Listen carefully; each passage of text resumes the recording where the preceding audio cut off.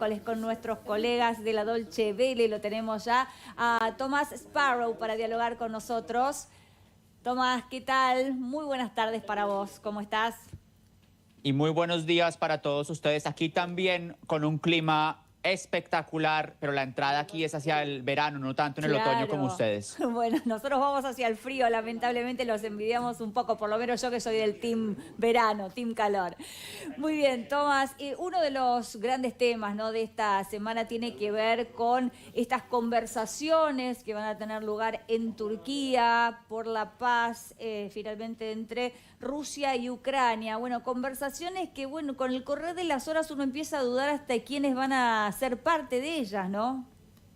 Claro, es que todavía no hay nada confirmado sobre estas conversaciones. Aquí en Europa están siguiendo muy de cerca todas las noticias que van saliendo sobre quién podría terminar participando en esas conversaciones y sobre todo cuál podría ser un resultado de esas conversaciones que le sirva a los diferentes países que están involucrados. Y ese es un tema fundamental también de discusión aquí en Europa, porque claro, ya ha habido en el pasado intentos de discusión y también ha habido, por supuesto, intentos de cese al fuego, y ese es un tema que, por lo menos desde el punto de vista alemán y desde el punto de vista del nuevo gobierno alemán, es muy importante, porque la idea sería, desde la perspectiva alemana, que hubiera un cese al fuego antes de negociaciones y no necesariamente que hubiera negociaciones de paz que luego determinaran la posibilidad de un cese al fuego. Y es ahí donde está la principal diferencia entre cómo ven el tema los europeos, no solamente Alemania, sino también Francia, Polonia,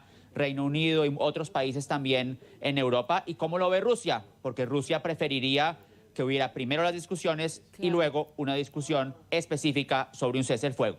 Claro, esa es una diferencia fundamental. Incluso la Unión Europea ha endurecido un poco ahora su postura con Rusia y ha amenazado con nuevas sanciones, Tomás, ¿no? Claro, porque la principal estrategia que tienen los europeos, el principal, digamos, tema que han usado en los últimos años contra Rusia es el tema de las sanciones. Y entonces, en este caso, en la búsqueda de ese cese al fuego de 30 días, que es la prioridad desde el punto de vista europeo, también han hasta cierto punto lanzado un ultimátum a Rusia diciendo que si Rusia no acepta ese cese al fuego, impondrían más sanciones, por ejemplo, en el sector energético o en el sector bancario. Pero la reacción de Rusia es que ellos no responden a ultimátums y que lo quieren hacer más en su propio ritmo. Y ahí vuelve otra vez esa diferencia que hemos estado discutiendo sobre cuál es el orden de las cosas. Primero debe haber un cese al fuego y luego las negociaciones, o primero debe haber negociaciones que determinen cuándo y cómo se realiza ese cese al fuego. Sí, también da la sensación que hay un cierto conflicto en cuanto a quién puede ser el interlocutor, ¿no?, en estas conversaciones, porque, bueno, mientras que Zelensky está un poco más cerca de que Europa sea el interlocutor, parece que Putin últimamente lo ha posicionado mejor a los Estados Unidos y a Trump, que se está metiendo mucho en esta cuestión. Claro, y ahí también entonces juega el rol que puedan tener los Estados Unidos, y no solamente Trump, sino también el secretario de Estado Marco Rubio, que va a estar en la región en los próximos días, según tenemos entendido. Entonces, también cuando uno mira cómo se están posicionando los diferentes países de acuerdo a esas posibles negociaciones de paz, no se puede dejar de lado el rol que juega Estados Unidos bajo la administración de Donald Trump, la cercanía, según califican algunos, que han tenido con el gobierno de Vladimir Putin en los últimos meses, las críticas que ha habido de parte de Estados Unidos también hacia Ucrania y el gobierno de Volodymyr Zelensky, y todo eso, por supuesto, bajo con un rol muy importante, no solamente en lo que vengan los próximos días, sino también en lo que vengan las próximas semanas y en los próximos meses, porque cuando uno pregunta aquí en Berlín y en otras capitales europeas, nadie cree que esas conversaciones, si se realizan esta semana, vayan a traer una paz definitiva a Ucrania, sino que más bien es un primer paso que podría llevar también a mayores discusiones en el futuro. Y en esas mayores discusiones en el futuro, indudablemente, Estados Unidos va a jugar un rol fundamental. Lo que los europeos quisieran es que también ellos jueguen un rol muy importante en esas discusiones. O sea, que no sea solamente algo entre Rusia y Estados Unidos, o principalmente entre Rusia y Estados Unidos, sino que los intereses de Ucrania se respeten y también se defiendan, y que los intereses también que tienen los europeos se respeten y se defiendan de igual manera.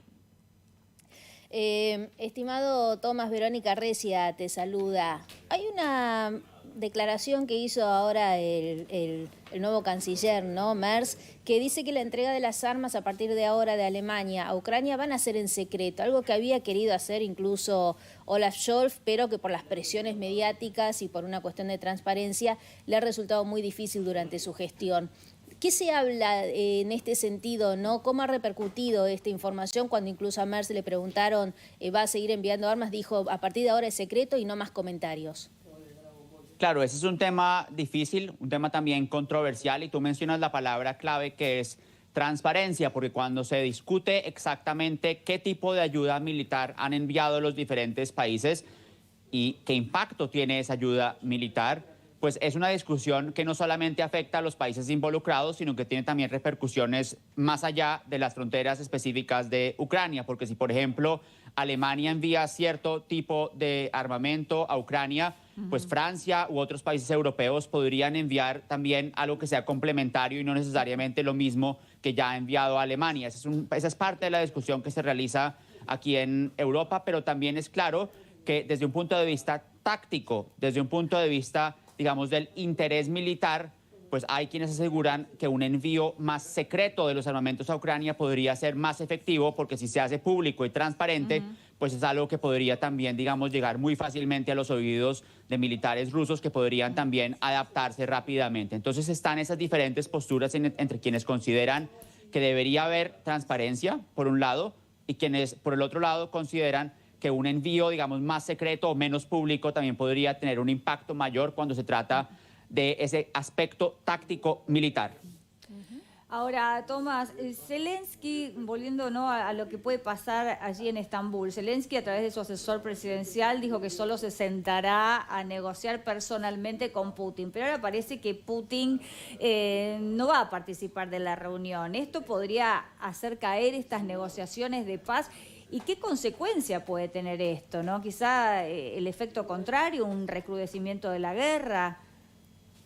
Hay quienes analizan aquí en Europa que puede ser una estrategia también de Putin para no dejarse manipular, así lo están diciendo, por esas posiciones y esos ultimátums europeos. Pero por supuesto, desde el punto de vista ucraniano, el presidente Zelensky quisiera discutir sobre los puntos más importantes de la guerra y en particular sobre ese cese al fuego directamente con su contraparte rusa, es decir, Vladimir Putin, y no necesariamente con funcionarios de nivel más bajo. Eso podría ser interpretado desde un punto de vista ucraniano, incluso desde un punto de vista de los países que apoyan a Ucrania, como un bofetón, como una cachetada, como dicen en otros países latinoamericanos, hacia Ucrania y hacia los socios de Ucrania a nivel europeo. Es decir, la mirada también depende desde cómo se evidencia un lado o el otro de la guerra. Mientras Putin, como ya dije, quisiera principalmente sentarse a discutir otros temas y no necesariamente ese cese al fuego de 30 días, Zelensky, a través de sus asesores, también ha indicado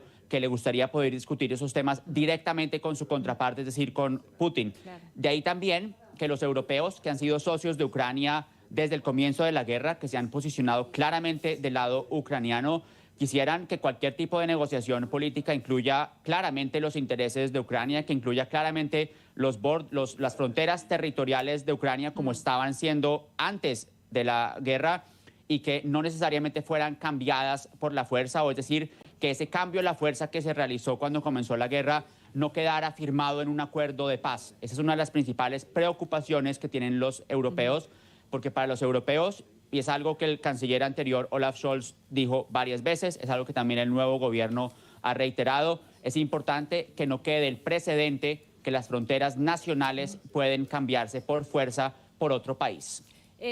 Tomás, dejando esta cuestión de la guerra de lado, quería preguntarte qué evaluación se hace a esta hora de los primeros días del nuevo gobierno, ¿no?, con Merz al frente después que logró formar este gobierno. Claro, ustedes también lo sabrán porque pasa también en nuestra región cuando llega un nuevo jefe de gobierno y lanza una cantidad de propuestas. Por supuesto, hay por un lado muchísimo interés de parte del público, pero por el otro lado también hay un interés de demostrar capacidades claramente y rápidamente. Y eso es algo que ha empezado a verse en estos primeros días de gobierno bajo el canciller federal Friedrich Merz. Sin embargo, también es claro que esta no es una carrera de 100 metros, sino más bien un maratón. Eso es algo que tiene implicaciones a mediano y a largo plazo, Claro. porque los desafíos que tiene Merz al frente no son desafíos que pueden solucionarse inmediatamente. Ya hablamos, para empezar, del tema ucraniano y de las ramificaciones que tiene eso desde el punto de vista de una política hacia Estados Unidos, desde una política hacia Rusia, desde una mayor colaboración con otros países de Europa, pero también hay muchísimos desafíos a nivel nacional que son absolutamente fundamentales. Uno de ellos, cómo controlar la migración irregular, y el otro tema, quizás el tema más importante para los alemanes, es cómo mejorar la economía de Alemania, que está pasando por un momento muy difícil. Aquí los expertos en temas económicos están asegurando que podría ser un año sin crecimiento económico. Y si eso se confirma, incluso si hay una recesión, sería la primera vez desde la posguerra, es decir, la primera vez en la historia de la República Federal Alemana que habría 3 años consecutivos sin crecimiento económico. Y eso es algo que, por supuesto, Friedrich Merz, como nuevo canciller alemán, no quisiera dejar en su legado político. Claro. De ahí que el tema económico, que también, por cierto, es un tema muy importante en otras regiones del mundo, es fundamental para el nuevo gobierno alemán y un tema que están siguiendo muy de cerca los alemanes y, por cierto, también los europeos, porque Alemania, como bien saben, es considerada la principal potencia económica de Europa. Bueno, algo a lo que acá en Argentina estamos mucho más acostumbrados, ¿no? A que la cuestión económica sea, sin lugar a dudas, el principal desafío de todos los gobiernos. Tomás, bueno, nos reencontramos la próxima semana. Siempre un placer este momento de intercambio, ¿eh? Muchísimas gracias. El placer es mío y que sigan disfrutando de un buen clima allá en Argentina. Muchas gracias.